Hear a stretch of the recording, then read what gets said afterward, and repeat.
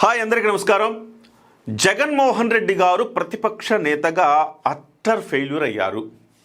ఇదేం కొత్త ఏం కాదు, గతంలో కూడా ఆయన ఫెయిల్యూర్ అయ్యారు, ఇవాళ అట్టర్ ఫెయిల్యూర్ అయ్యారని చెప్తున్నా. ప్రజాస్వామ్యంలో ఒక ప్రభుత్వం అద్భుతంగా పనిచేయాలంటే, ప్రజలకు ఉపయోగపడే పనులు చేయాలంటే అధికార పక్షం ఎంత బలంగా ఉందో ప్రతిపక్షం కూడా అంతే బలంగా ఉండాలి, బలంగా పోరాడాలి. ఆంధ్రప్రదేశ్ ప్రజల దురదృష్టం ఏంటంటే బలహీనమైన, అత్యంత బలహీనమైన, నా కెరీర్లో ఎప్పుడు ఇలాంటి బలహీనమైన ప్రతిపక్షాన్ని నేను చూడలే. నంబర్స్ గురించి నేను మాట్లాడట్లా, 11 అనే అంకె గురించి అసలు నేను మాట్లాడట్లా. పవన్ కళ్యాణ్ ఏమన్నారు, 2019లో ఒక్కడిని నేను గెలుచున్నా కానీ అసెంబ్లీని గడగడలాడించి ఉండేవాడిని అన్నారు. దమ్ముండాల అంతే, ఒక్కడి గెలిచినా కానీ ప్రతిపక్ష నాయకుడికి అవకాశం ఇస్తారు కదా మాట్లాడేందుకు. సో మాట్లాడి అసెంబ్లీని గడగడలాడించి ఉండాలి. ఒకవేళ వాళ్ళు ఏమైనా ట్రోలింగ్ చేస్తే చేయనేయండి, మిమ్మల్ని ర్యాగింగ్ చేస్తే చేయనేమండి, మీకు ప్రజల్లో మీరంతా స్వచ్ఛంగా నిజాయితీగా పోరాడుతున్నారో తెలుస్తుంది కదా. అది మొత్తం మీద అసెంబ్లీకి వెళ్ళకపోవటం సగం ఫెయిల్యూరు.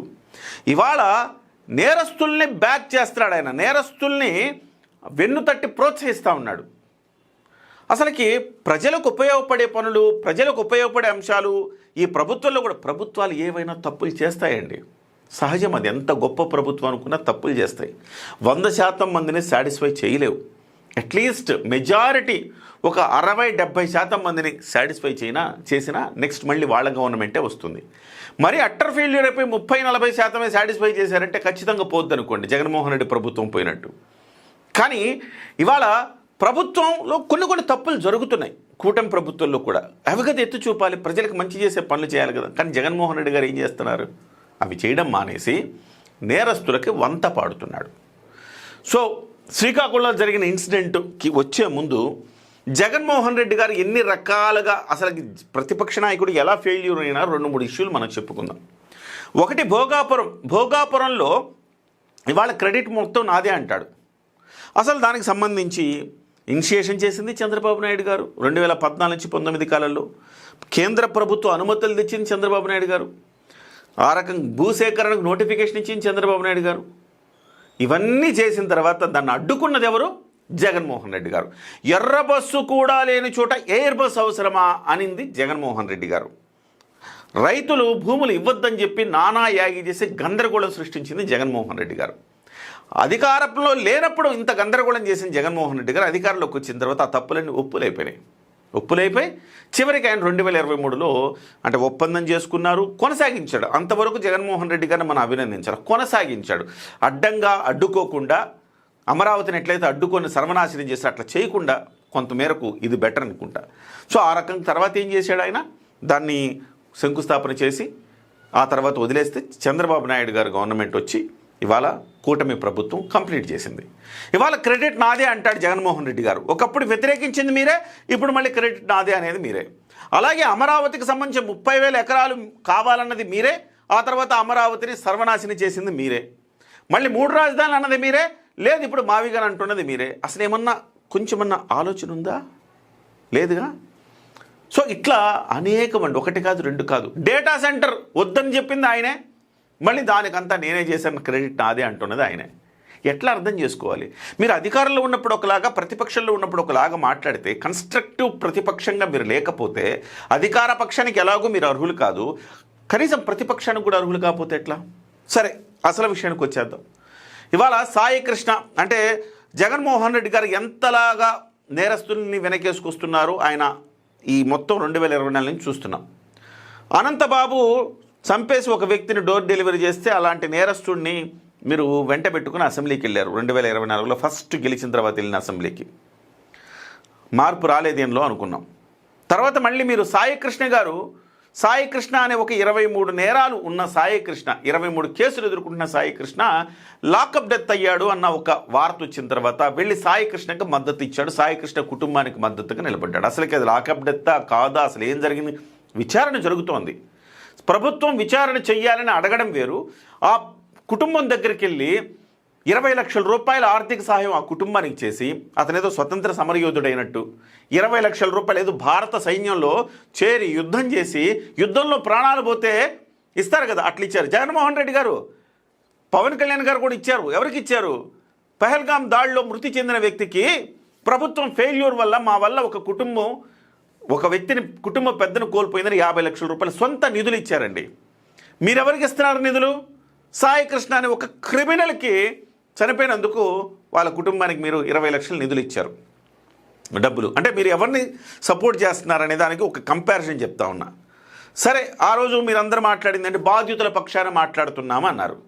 సరే, మీరు బాధ్యతల పక్షాన మాట్లాడుతున్నాం అనుకుంటే మరి శ్రీకాకుళంలో సీదిరి అప్పలరాజు కొడుకు ఒక వ్యక్తిని బైక్తో గుద్ది చంపేస్తే ఆ వ్యక్తి కుటుంబం కదా బాధిత కుటుంబం. సీదిరి అప్పలరాజు కుటుంబం బాధ్యుల కుటుంబం కదా. మరి మీరు ఎక్కడికి వెళ్ళాలి? బాధితుల కుటుంబం దగ్గరకు కదా వెళ్ళాలి. మీరు ఎక్కడికి వెళ్ళారు? బాధ్యుల కుటుంబం దగ్గరికి వెళ్ళారు. వెళ్ళి మీరు మాట్లాడిన మాటలు చూస్తే ఆశ్చర్యం వేస్తుంది. అసలు ఇంత దారుణంగా జగన్మోహన్ రెడ్డి గారు ఎట్లా మాట్లాడతారు? జగన్మోహన్ రెడ్డి గారికి కనీసం పక్కనోళ్ళైనా ఇది ఇలా మాట్లాడకూడదు సార్, తప్పని మీరు చెప్పరా అని అనిపిస్తుంది. సరే, ఒక్కసారి మనము సీదిరి అప్పలరాజు కుటుంబం చేసిన దాడిలో, దాడి అంటే ఇది యాక్సిడెంట్ అని నేను కూడా చెప్తానండి. యాక్సిడెంటు, ఒక కుర్రోడు వాడికి ఆ బైక్లో సీదిరి అప్పలరాజు కొడుకు వాడికి కాస్ట్లీ బైక్ కొనిచ్చాడు. ఆ బైక్లో రైమంటూ వెళ్ళి ఒక వ్యక్తిని ఎంత ఫాస్ట్తో బైక్ గుద్దితే చనిపోతారండి?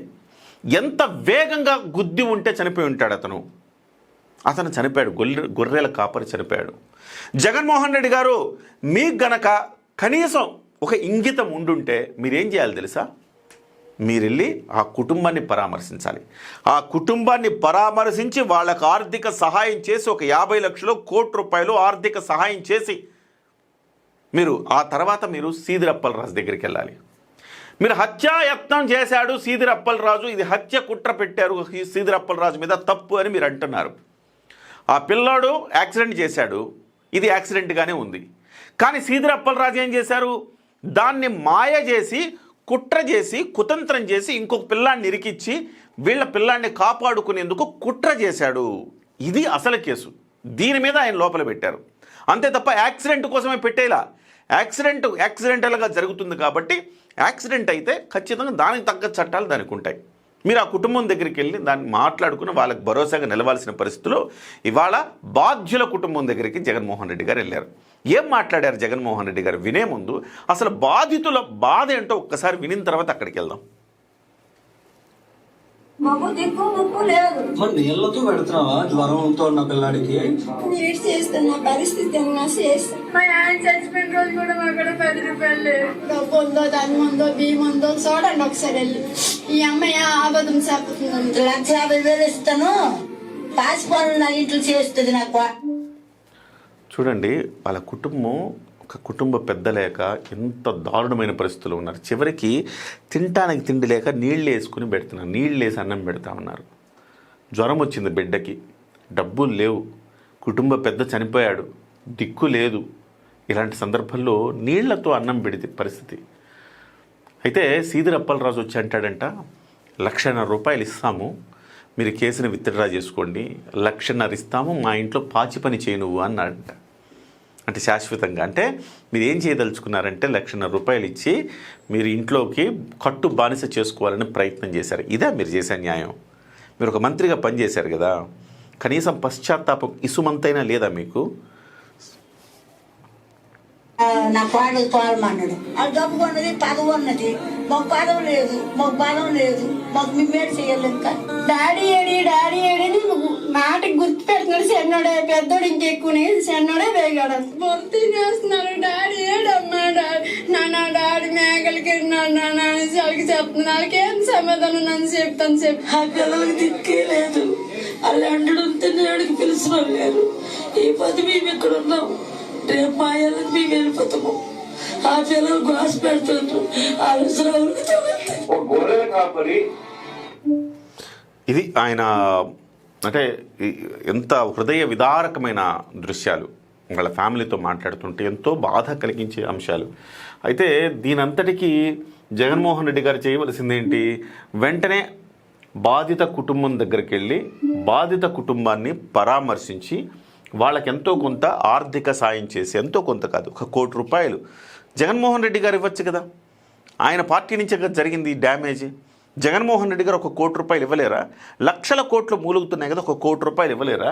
ఆ ₹1,00,00,000 ఇచ్చి జస్ట్ వాళ్ళకు ఒక సంఘీభావం ప్రకటించిన తర్వాత మీరు ఏం తప్పు చేసినాడు పిల్లోడు? మీరు ఆ ₹1 ఇచ్చిన తర్వాత వాళ్ళకు భరోసాగా నిలబడ్డానని చెప్పిన తర్వాత సీదిరి అప్పలరాజు గారి మీద పెట్టిన కేసు గురించి మీరు మాట్లాడుంటే ప్రజలు, జనం, సమాజం మీ వైపు ఉండేది. కానీ మీరేం చేశారు? ఏం మాట్లాడుతున్నారు ఒక్కసారి చూద్దాం. నాకైతే మైండ్ పోయిందండి. ఇలాంటి వ్యక్తిన మీరందరూ కూడా ముఖ్యమంత్రిగా ఎన్నుకున్నది 2019లో. ఇలాంటి వ్యక్తిని ఇవాళ మనం ప్రతిపక్ష నాయకుడిగా చూస్తున్నది, ప్రతిపక్ష హోదా నాకు ఇవ్వండి అని చెప్తున్నది ఇలాంటి వ్యక్తిన ఒక్కసారి చూడండి. అంటే ఏం తప్పు చేసినాడు పిల్లోడు? ఒక యాక్సిడెంట్ జరిగింది. యాక్సిడెంట్ తప్పు కదా, ఒళ్ళు మదమెక్కి ఇష్టానుసారం ఎంత ఫాస్ట్గా కొడితే ఆ వ్యక్తి చనిపోతాడు. బైక్తో గుద్దితే ఎవడని చనిపోతాడా? చనిపోడు కదా, గాయపడతాడు. ఎంత ఫాస్ట్గా కొట్టుంటే ఆ వ్యక్తి ప్రాణాలు పోతాయి. అంటే ఒళ్ళు మదమెక్కి, డబ్బు మదమెక్కి అలాంటి బైకులు కొనుక్కొని ఆ రకంగా ప్రవర్తిస్తే ఇది జరిగింది. అంటే తప్పు కాదా? అది తప్పే.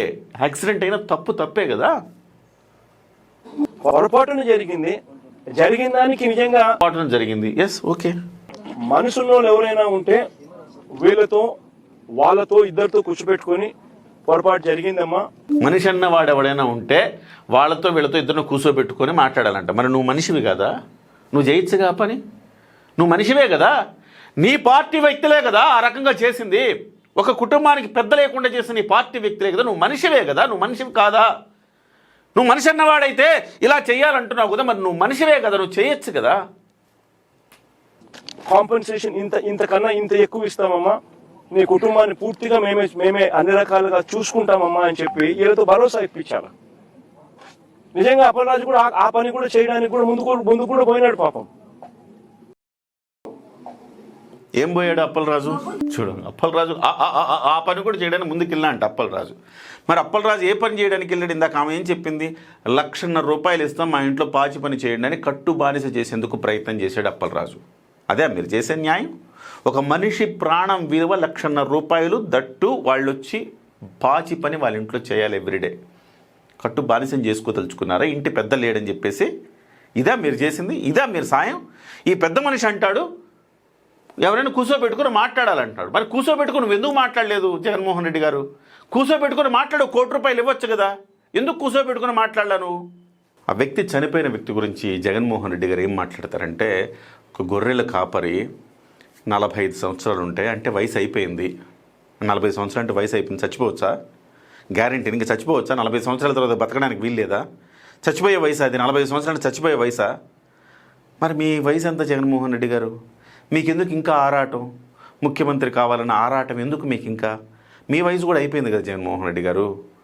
మరి ఇంకా ఎందుకు ఆరాటం, తపన, డబ్బు సంపాదించాలని తపన, అధికార యావ, ఇవన్నీ ఎందుకండి? మీ వయసు అయిపోయింది కదా. వయసు అయిపోయిన వాళ్ళు వయసు అయిపోయినట్టు ఉండొచ్చు కదా మీరు జగన్మోహన్ రెడ్డి గారు. చూడండి ఒక్కసారి ఏమన్నాడు. 40 సంవత్సరాల వయసులో ఆ గొర్రెల కాపరి ఉంటాడు. వయసు అయింది ఆల్మోస్ట్ ఇంచుమించు. రోడ్డు మీద గొర్రెలు కాసుకుంటా ఉన్న అయింది ఆల్మోస్ట్ ఇంచుమించు. ఏంటి వయసు అయిపోయింది ఆల్మోస్ట్ ఇంచుమించు? ఏమై వయసు అయిపోయింది? ఏం మాట్లాడతాడు ఆయన? పరిస్థితుల మధ్య బైక్ లో యాక్సిడెంట్, బైక్ మీద ఇంత దారుణంగా వయసు అయిపోయింది 45 ఏళ్ళు, ఇక చనిపోయినా పర్వాలేదన్నట్టుగా జగన్మోహన్ రెడ్డి గారు మాట్లాడుతూ చూస్తుంటే ఇతను అసలు కనీసం హృదయం అనేది ఉందా ఈయనకి? ఈయన అసలు మనిషేనా? ఈయనకు మానవత్వం ఉందా?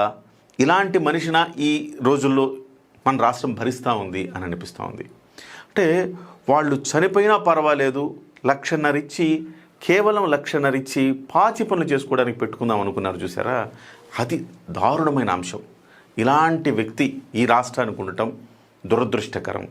ఇలాంటి ప్రతిపక్ష నేత ఈ రాష్ట్రానికి ఉండటం చాలా దారుణం. సో ఇతని బదులు వైసీపీ నుంచి మరొక్కళ్ళకి బాధ్యత ఇవ్వాలి, లేదా ఈసారి ప్రజలు ఈయన్ని ఓడించాల్సిన అవసరం అయితే ఉన్నది. ఇలాంటి వ్యక్తి, మానవత్వం లేని మనిషి అసలు ఆంధ్రప్రదేశ్ రాజకీయాల్లో పనికిరాడు.